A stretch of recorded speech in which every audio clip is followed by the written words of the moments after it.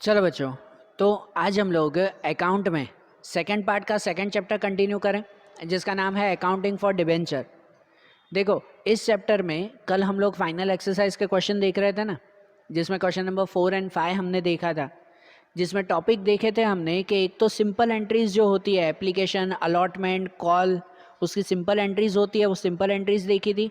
और उसके साथ हमने देखा था कि अगर डिबेंचर्स के ऊपर जो है वो क्या कहते हैं, प्रीमियम दिया हुआ हो, प्रीमियम पे अगर डिबेंचर इशू कर रहे हो तो उनकी एंट्रीज कैसे करते हैं वो हमने समझा था ना। ये आज फाइनल एक्सरसाइज का क्वेश्चन नंबर 6 देखें कि क्वेश्चन नंबर 6, अब ये जो क्वेश्चन दिया हुआ है ना, इसमें दो टॉपिक नए हैं हमारे।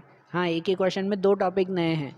पहला टॉपिक ये है कि अगर डिबेंचर डिस्काउंट पे इशू किया गया हो तो, डिबेंचर डिस्काउंट पे, प्रीमियम पे नहीं। कल हमने प्रीमियम पे देखा था, उसका अपोजिट डिस्काउंट पे, कि अगर समझो 100 रुपये का डिबेंचर है लेकिन वो 90 में बेच रहे हो, कि 10 रुपये डिस्काउंट होता है ना, कि भाई अर्जेंट पैसों की ज़रूर है या कोई उनके डिबेंचर खरीद नहीं रहा है, तो फिर डिस्काउंट में दे देते हैं कि चलो डिस्काउंट में जाने दो, बराबर। तो डिस्काउंट में डिबेंचर इशू कर रहे हैं तो उनकी एंट्री कहाँ और कैसे होगी। और दूसरा नया टॉपिक जो फर्स्ट चैप्टर में आता था आपका, वो टॉपिक है कॉल्स इन एरियर्स, कि अगर कोई जो है वो डिबेंचर के कोई अलॉटमेंट, कॉल, किसी के पैसे अगर नहीं दे रहा है, कोई पैसे इंस्टॉलमेंट के नहीं दे रहा है, तो उसको कहाँ लिखते हैं, उसको लिखते हैं कॉल्स इन एरियर्स अकाउंट, लिखते हैं ना। शेयर कैपिटल में भी ऐसा लिखते थे, तो वही चीज़ इसमें भी देखनी है। तो मैं सम करवाता जा रहा हूँ, बीच में वो टॉपिक आएगा तो वो टॉपिक में मैं समझाता जाऊँगा और बताऊँगा कि उसकी एंट्री कहाँ करनी है, क्योंकि पूरे में एक जगह पे खाली उसकी एंट्री चेंज होती है, बाकी सब एंट्रीज तो एज इट इज़ जैसे करते हैं वैसे ही, बराबर ना। जैसे करते हैं सब वैसे ही करेंगे और कहीं पे कोई चेंजेस नहीं। तो देखो, जैसे कि क्वेश्चन नंबर 6 देखें, आपकी टेक्स्ट बुक रखो साथ में, उसमें देखो क्या लिखा हुआ है। लिखा हुआ है कि पसवदल steel limited issue 15,009% debenture of 100 each at a price of ₹80 per debenture. देखो, 100 रुपये का डिबेंचर है लेकिन वो 80 रुपीज़, 80 रुपये में बेच रहा है, मतलब डिस्काउंट पे हुआ ना, वो डिस्काउंट पे वो डिबेंचर दे रहे हैं। The amount per debenture was payable as under 25 with application, 35 on allotment after discount, discount के बाद 35 रुपये हुए उसके, एंड 20 ऑन कॉल। फिर आगे लिखा हुआ है the company received applications for 15,000 debenture and all were section. इसमें ऐसा दिया हुआ है कि 15,000 इशू किए थे डिबेंचर और 15,000 की ही एप्लीकेशन मिली, कोई एक्स्ट्रा नहीं, जो एक्स्ट्रा रिटर्न करते हैं ना वो नहीं, पूरे 15,000 मिले। और आगे लिखा हुआ है the company receive the full money called on allotment and received full on call except call on 800 debentures, कि किसी ने कॉल के टाइमिंग पे, जो फर्स्ट या फाइनल कॉल आता है अलॉटमेंट के बाद, जब कॉल का टाइमिंग आता है उसमें किसी ने 800 डिबेंचर के पैसे नहीं दिए, वो नहीं दिए, बाकी सब मिल गए। सो राइट द जर्नल एंट्रीज, बराबर ना। इनको भी देखो, पहले हम लोग रफ में क्लियर कर लेते हैं ना कि क्वेश्चन में क्या दिया हुआ है, माइंड में पहले क्लियर कर लेते हैं पूरा मैप, कि देखो 100 रुपये का डिबेंचर है, उसको हमने दिया 80 रुपये में, डिस्काउंट पे दिया है, बराबर। एप्लीकेशन के टाइमिंग पे अगर देखें ना, तो एप्लीकेशन के टाइमिंग पर हमने मंगवाए हैं 25 रुपीज़, बराबर। 25 रुपये हमने मंगवाए हैं एप्लीकेशन के टाइमिंग पे। अलॉटमेंट के टाइमिंग पे,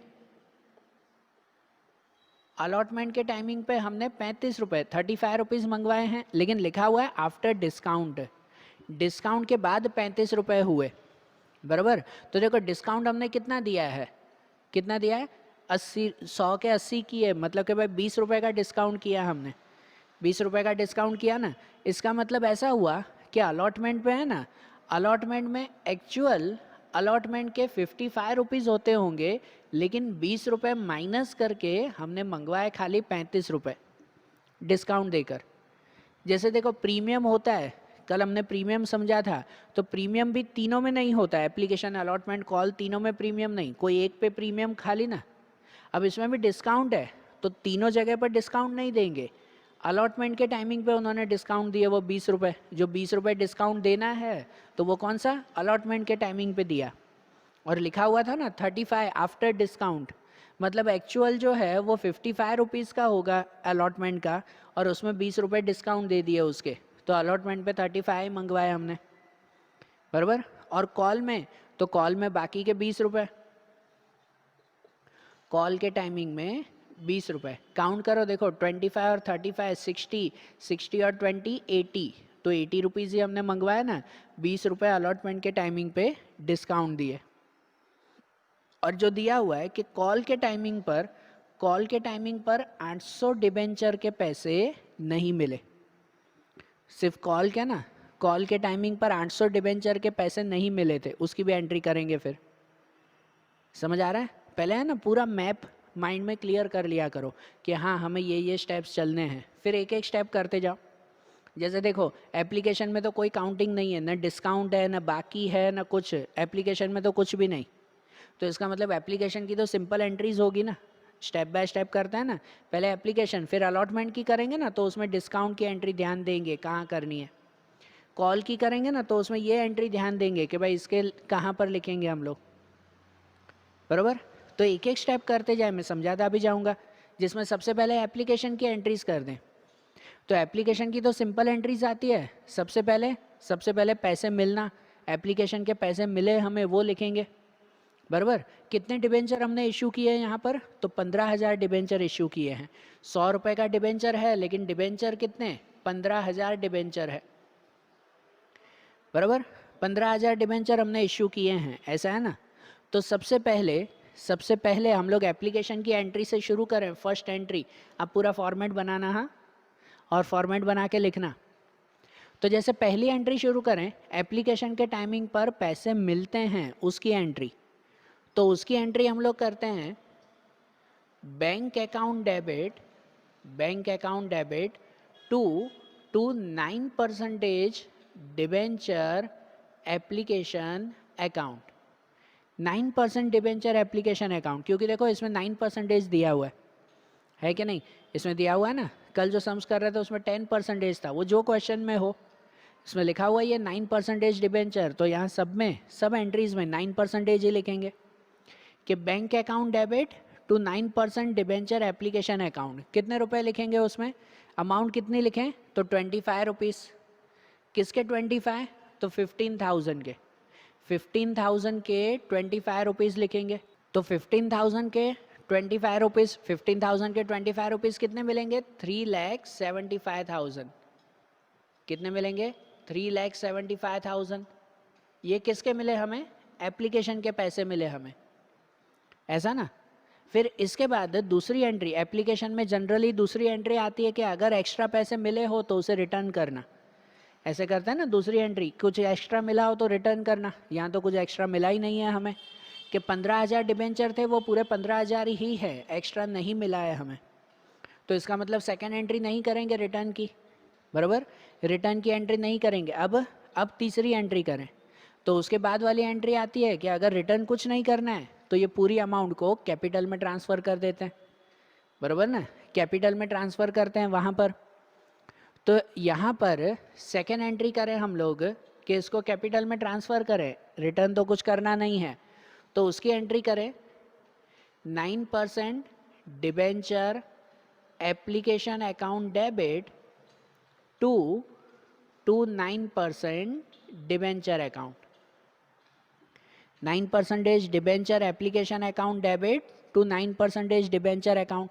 कितना ट्रांसफ़र करेंगे, तो पूरा ही ना, पूरा 3,75,000 जितना है वही, कुछ इसमें काउंटिंग थी ही नहीं, तो मतलब जितने हैं वो पूरे हमारे कैपिटल में ट्रांसफ़र करेंगे कि इतने रुपए मिले, 3,75,000 रुपीज़,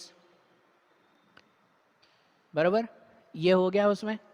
अब यहाँ पे एक पॉइंट ध्यान दो, कल देखो, कल मैंने प्रीमियम का पॉइंट समझाया था, समझना आप ध्यान से। कल मैंने प्रीमियम का पॉइंट समझाया था, तो उसमें बताया था प्रीमियम की एक ही एंट्री करते हैं, सिक्योरिटी प्रीमियम रिजर्व, और वो कहाँ लिखते हैं, तो इसके साथ 9% डिबेंचर के साथ। कहीं पर भी एप्लीकेशन, अलॉटमेंट या कॉल, तीनों में से जिसमें भी प्रीमियम दिया हुआ हो तो 9% डिबेंचर के साथ ही लिखेंगे ना, सिक्योरिटी प्रीमियम रिजर्व, ऐसा ही ना। इसमें तो नहीं लिखना है, जस्ट एग्जांपल दे रहा हूँ, इसमें तो ऐसी एंट्री है ही नहीं, प्रीमियम तो है ही नहीं। तो जैसे प्रीमियम, सुनना, जैसे प्रीमियम 9% डिबेंचर इसके साथ लिखते हैं ना, तो डिस्काउंट भी इसी के ही साथ लिखा जाता है, बराबर। जहाँ प्रीमियम लिखा जाता है वहीं पर ही डिस्काउंट भी लिखा जाता है। फ़र्क क्या, तो प्रीमियम हमेशा क्रेडिट में लिखते हैं क्योंकि प्रीमियम फ़ायदा है हमारा, बराबर। तो क्रेडिट में लिखते हैं सिक्योरिटी प्रीमियम रिजर्व, बराबर। और डिस्काउंट, तो डिस्काउंट हमारा एक तरह का नुकसान है। डिस्काउंट एक तरह का नुकसान है कि हमें चाहिए थे 100 रुपये, मिल नहीं रहे थे तो मैंने डिस्काउंट पे दिया कि चलो 80 तो लाओ मुझे, बराबर ना। मुझे 100 रुपये चाहिए मेरे डिबेंचर के, लेकिन कोई नहीं ले रहा था, मैंने बोला चलो 80 लाओ वही बहुत है, तो उल्टा 20 रुपये का तो नुकसान हुआ ना। तो डिस्काउंट डेबिट में लिखते हैं। और कहाँ डेबिट में लिखते हैं? इसके साथ, जहाँ पर 9% डिबेंचर लिख रहे हो तो उसके साथ फिर डेबिट साइड पे लिखा जाता है डिस्काउंट ऑन डिबेंचर। क्या लिखा जाता है? Discount on debenture. अब एप्लीकेशन के वक्त तो डिस्काउंट नहीं था ना, नहीं था ना, एप्लीकेशन के वक्त तो कोई डिस्काउंट नहीं था। डिस्काउंट किसके वक्त था? अलॉटमेंट के वक्त। तो अब जब अलॉटमेंट की एंट्री करें ना उसमें डिस्काउंट लिखेंगे। और समझना कैसे लिखेंगे। एप्लीकेशन की ये 2 एंट्री तो हो गई, यही 2 आने वाली है, उसके आगे तो है नहीं उसमें एंट्री, बराबर। तो ये 2 एंट्री हो गई ना, तो अब उसके बाद अलॉटमेंट की एंट्री, इसमें वो रिटर्न वाली एंट्री नहीं थी तो ये 2 ही एंट्री की। अब नंबर 3 अलॉटमेंट की एंट्री करें। कि अलॉटमेंट की एंट्री कैसे? उसमें 2 एंट्री करते हैं अलॉटमेंट की, कि पहले रुपए मंगवाना फिर रुपए मिलना, बराबर। अलॉटमेंट की 2 एंट्रीज आती है ना, पहले रुपए मंगवाना फिर मिलना। तो पहले रुपए मंगवाते हैं, अलॉटमेंट में पहले रुपए मंगवाएं उसकी एंट्री। तो रुपए मंगवाते वक्त क्या एंट्री करते हैं? याद है, रुपए मंगवाते वक्त एंट्री करते हैं कि 9% debenture allotment account debit to 9% debenture account. देखो कल जो वो रूल्स लिखवाए थे उसमें देख लो, वो एंट्रीज में देख लो। रुपए जब मंगवाते हैं तब उस वक्त ये एंट्री करते हैं कि 9% debenture allotment account debit to 9% debenture account. तो अब यहाँ डिस्काउंट पे है तो इसे पहली एंट्री पे ही जहाँ 9% डिबेंचर उसके साथ ही डिस्काउंट भी लिखना पड़ेगा ना, बराबर ना। अलॉटमेंट में जब रुपए मंगवा रहे हैं तो उस पहली एंट्री में ही हमें वो करना है, क्या करना है? तो डिस्काउंट की एंट्री। तो समझना डिस्काउंट ऐसे लिखेंगे उसमें कि 9% डिबेंचर अलॉटमेंट अकाउंट डेबिट, उसके साथ डिस्काउंट डेबिट में आएगा हमेशा। फिर से बोल रहा हूँ, डिस्काउंट हमारा नुकसान है, वो डेबिट में आएगा। तो डेबिट में लिखेंगे discount on debenture account debit, discount on debenture account debit to 9% debenture account, to 9% debenture account, बराबर। देखो कल की एंट्रीज याद करो, कल का क्वेश्चन याद करो, इसलिए वो कंपैरिजन करवा रहा हूँ। कल का क्वेश्चन याद करो कि जिसमें प्रीमियम का क्वेश्चन था, तो उसमें इसी जगह पर जहाँ 9% डिबेंचर लिखते हैं उसी के साथ ही लिखते हैं सिक्योरिटी प्रीमियम, लेकिन सिक्योरिटी प्रीमियम क्रेडिट में लिखते हैं। ये डिस्काउंट है तो डिस्काउंट लिखेंगे डेबिट में क्योंकि वो नुकसान है हमारा, बराबर। तो यहाँ ऐसे लिखा जाएगा ना। और इनमें अमाउंट कैसे लिखेंगे पता है? तो देखो 9% डिबेंचर अलॉटमेंट अकाउंट, तो अलॉटमेंट में लिखेंगे कि हमने अलॉटमेंट के कितने रुपए मंगवाए हैं। तो 35 मंगवाए ना हमने अलॉटमेंट के, कितने मंगवाए? 35 मंगवाए हैं, बराबर।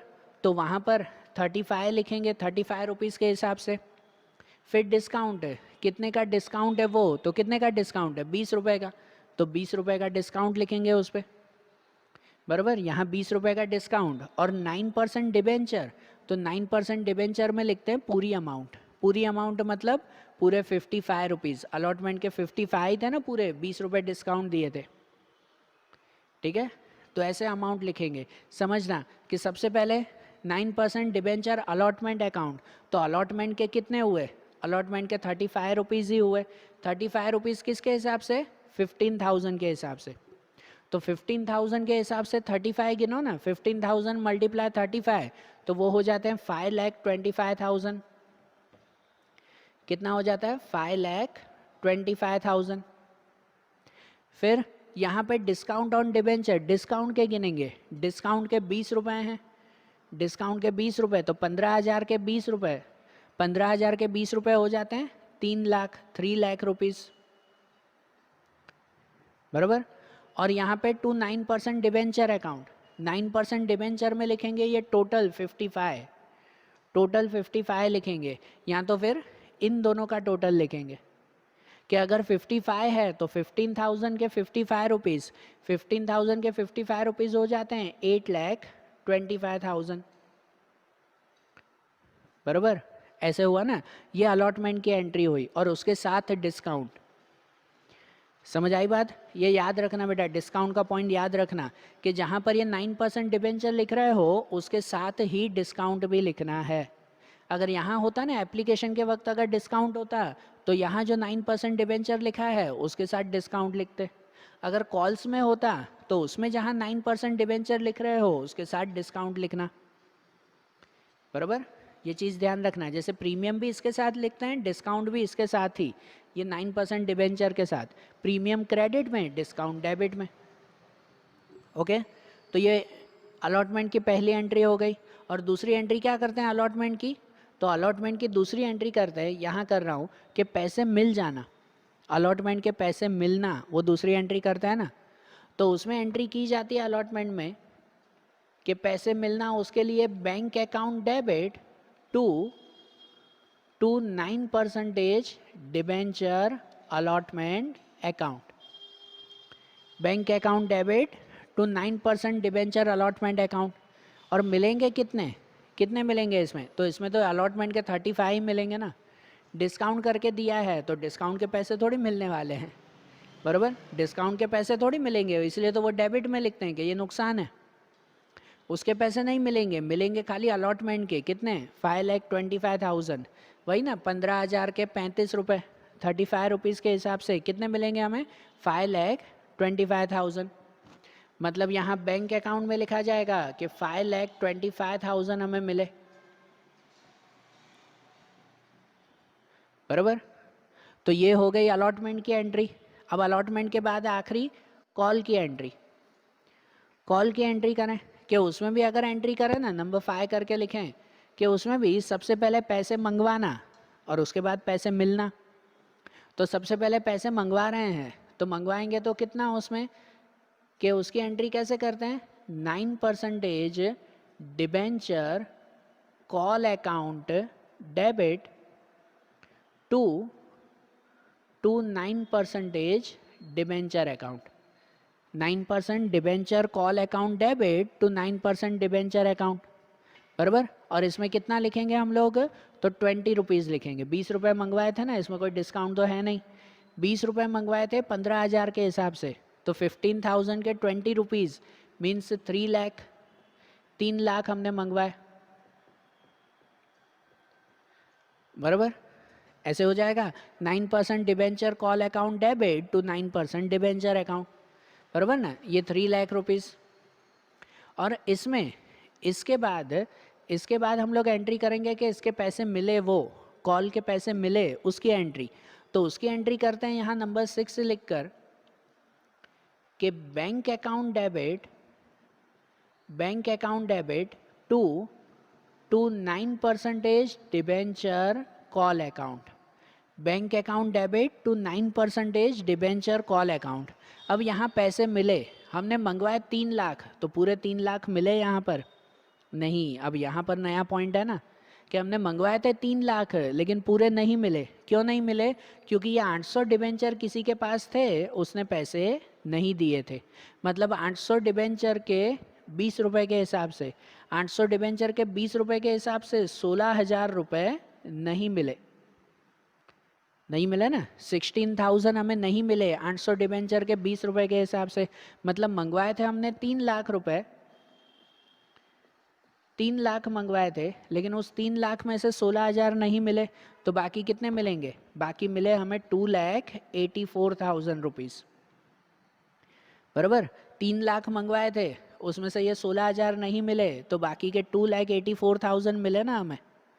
ऐसा हुआ ना, मतलब यहाँ जो बैंक अकाउंट लिखना है ना, उस बैंक अकाउंट में लिखा जाएगा 2,84,000। कितना लिखा जाएगा उसमें? 2,84,000 के इतने रुपए हमें मिले हैं, बराबर। और ये रुपए जो मिले, तो बाकी के जो नहीं मिले उसे कहाँ लिखते हैं? उसे लिखते हैं कॉल्स इन एरियर्स। ये हमारे फर्स्ट चैप्टर में भी आता था। जो मिले वो यहाँ लिखते हैं बैंक अकाउंट में, और जो नहीं मिले तो उसकी अलग से एंट्री करेंगे कॉल्स इन एरियर्स अकाउंट। बराबर। कितने नहीं मिले? 16,000 नहीं मिले ना, 16,000 रुपये नहीं मिले।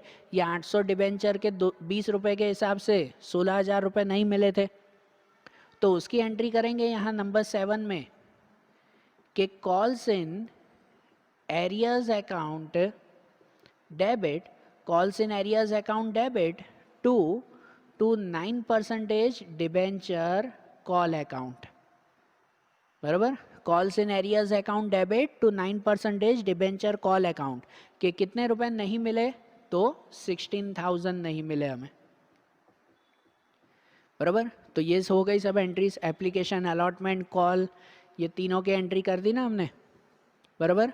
अब इसमें ध्यान रखना है, इसमें 2 नए पॉइंट आए। एक डिस्काउंट का एंट्री कैसे करनी है वो अच्छी तरह से समझ लेना, आगे भी ऐसी एंट्रीज होगी, तो ये एंट्री एक अच्छी तरह से समझ लेना। और दूसरी एंट्री कॉल्स इन एरियर्स की एंट्री, कि कॉल्स इन एरियर्स कैसे करते हैं, उसकी एंट्री कैसे, कॉल्स इन एरियर्स डेबिट में ही आता है, और क्रेडिट में जिसका एरियर हुआ, भाई कॉल के टाइमिंग में एरियर हुआ ना, तो उसको लिखते हैं 9% डिबेंचर कॉल।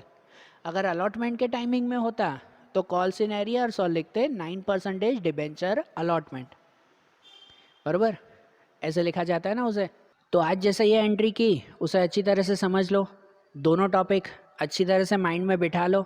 तो अब इसके बाद वाले जो नए टॉपिक्स हैं, उसके बाद वाले जो आगे के एक्सरसाइज के क्वेश्चंस हैं, वो अब हम लोग अगले वीडियोस में देखेंगे। Okay, thank you.